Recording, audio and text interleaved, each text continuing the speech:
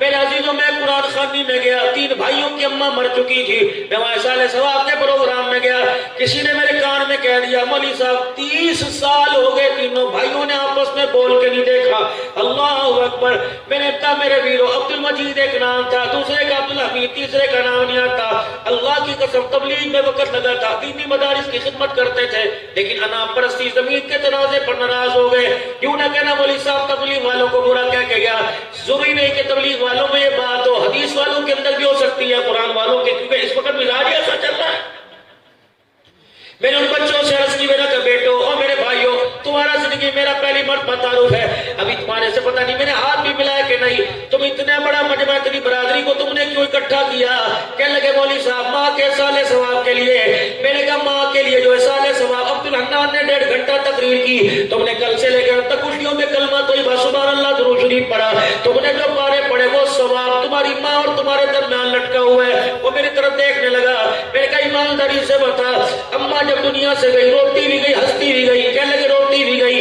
میں نے کہا اماں کی خواہش یہ تھی کہ تینوں آپس میں میرے سامنے گلے لگ جاؤ۔ کہا ہاں ہاں ماں کی یہ خواہش تھی۔ میں نے کہا اس سال وہ تم نے زندہ کو رلایا، مرنے کے بعد تو کم سے کم نہ رلاؤ، تمہیں اللہ کا واسطہ، جو قرآن تم نے بخشش کے لیے پڑھا اس قرآن کا واسطہ، آج دونوں بھائی تینوں بھائی آپس میں گلے لگ کے دکھا دو۔ قرآن پڑھنے کا اتنا ثواب نہیں پہنچے گا جتنا تمہاری صلح کرنے کا ثواب پہنچے گا۔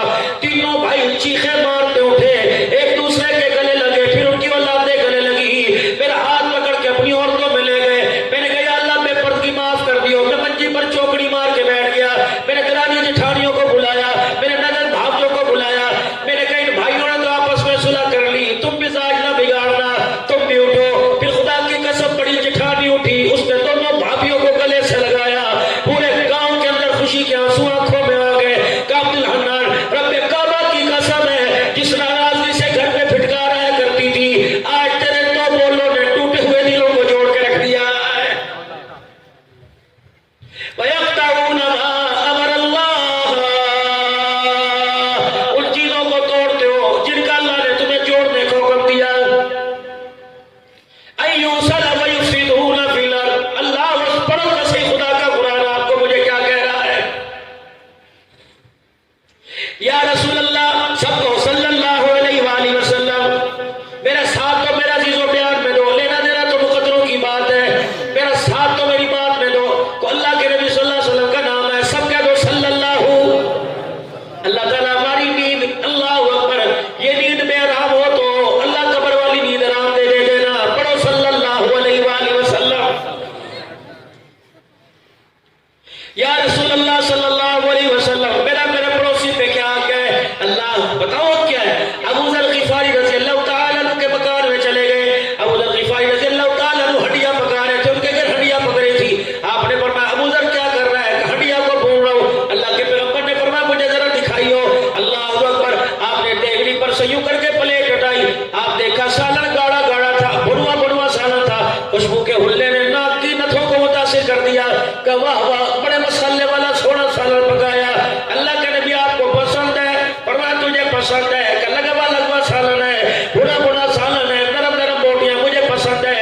آپ نے فرمایا ابو ذر اگر میری پسند چاہتا ہے تو اللہ اکبر، ابو ذر حضور کے بغل لگ کے جھپا ڈال کے بیٹھ گئے۔ یا رسول اللہ آپ کی پسند کیا ہے؟ فرمایا تیرے گھر میں پیالہ ہے، کہ جی اللہ کے نبی۔ فرمایا پانی بھی گھر میں ہوگا، جی اللہ کے نبی۔ فرمایا میرے سامنے جلدی کر پیالہ پانی کا بھر کے لا، اس بھنے ہوئے سالن میں ڈال کر پتلا شوربہ کر دے۔ ابو ذر غفاری جب 4 کا سالن 8 کے قابل ہو جائے گا، پھر ایک پیالہ بھر اپنے محلے میں بیوہ کے گھر دیا، ایک پیالہ بھر اپنے سامنے والے گھر میں یتیم کو دیا، ایک پیالہ گھر اپنے سامنے والے غریب مزدور کے گھر میں دیا۔ ابو ذر غفاری تیری ہڈیاں کا سالن یتیموں کے گھر میں جائے گا، اللہ کی عزت کی قسم ہے زمین پہ مصطفیٰ راضی، عرشوں پہ خدا راضی ہو جائے گا۔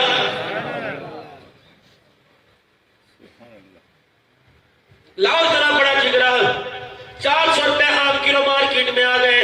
میرے عزیز اللہ ایسا جگرا کہ 1 کلو آم خرید کر، سب سے سستا فروٹ خرید کر اللہ کے نام پہ غریبوں کو جائے گا، قیمتی فروٹ دے اور کسی غریب کے گھر دیا۔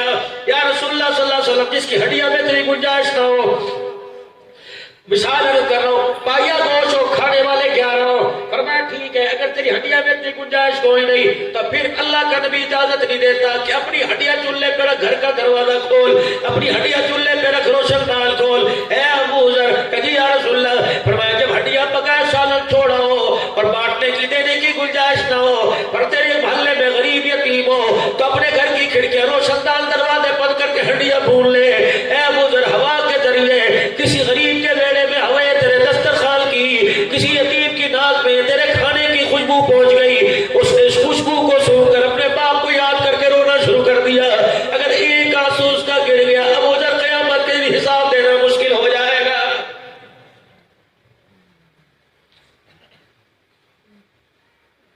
بھائیوں سے خدا کی قسم ناراض ہو کہ عید کی نماز پڑھنے آ گئے، اپنے بچوں کو بھیجا، دیکھ چاچا کون سی مسجد میں نماز پڑھنے گیا، ابا وہ اس مسجد میں، پھر میں تو نہیں جانتا، مجھے دوسری مسجد میں لے جا۔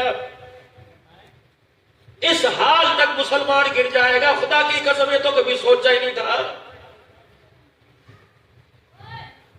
مسجد میں نماز پڑھنے کے لیے آ رہا ہے، قلیل پر ہاتھ مار کے دیکھ رہے ہیں، اتنی مٹی لگی ہوئی ہے، لوگوں کو آسے پاسے کے نمازیوں کو دکھاتا ہے، دیکھو جی 10,000 تنخواہ لیتے ہیں، دیکھو جی 10,000۔